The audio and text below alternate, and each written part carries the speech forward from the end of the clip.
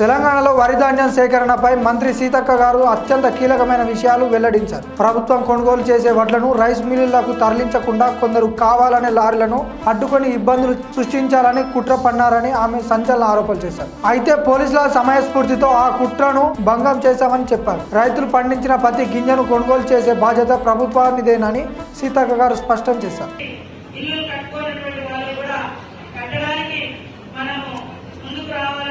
కోరుకుంటా ఉన్నాం.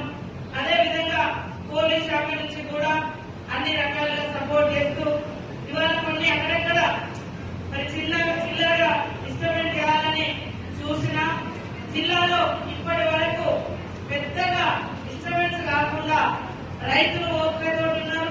మేము కూడా ఎప్పటికప్పుడు ఎక్కడ ఏ సెంటర్ నుంచి మాకు లారీ రావడం లేదు, పాత్ర రావడం లేదు అనుకోవచ్చిన వెంటనే అధికారులు చెప్పడం, అటు కలెక్టర్ ఆఫీస్ నుంచి అటు additional collector Mahender Reddy collector నుంచి ఇటు ఎవరైనా కావాలని లారీ ఆపి డిస్టర్బ్ చేసే కుట్రలు జరిగితే పోలీసు అధికారులు కూడా వాటిని ఎస్పీ గారి ఆధ్వర్యంలో ఛేదించి రైతులకు అందుబాటులో మరి లారీలను కూడా పెట్టి చేయడం జరుగుతూ ఉంది.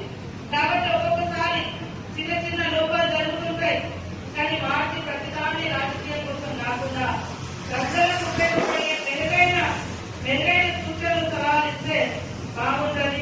కాబట్టి ఈరోజు ములుగు జిల్లాలో ఇప్పటి వరకు మనము మంచిగా ధాన్యాన్ని కానీ మొక్కలలో కానీ కొనుగోలు చేసుకోగలిగినాం.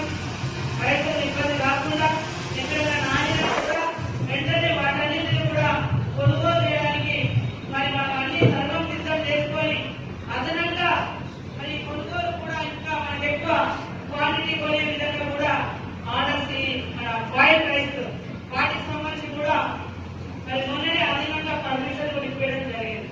ఇక్కడ సర్పంచులు అదేవిధంగా మా మహిళా సంఘం సభ్యురాలు అదేవిధంగా మా అధికారులందరికీ దయచేసి మొన్న మనము చదువులో నిన్న ఒక అర్థం చెప్తున్న నాకు అసలు వాళ్ళ బ్యాచ్ లో 65, 67 అనుకుంటా గోవింద్రపేట పెద్ద మనిషి హైదరాబాద్ లో ఉంటాడు.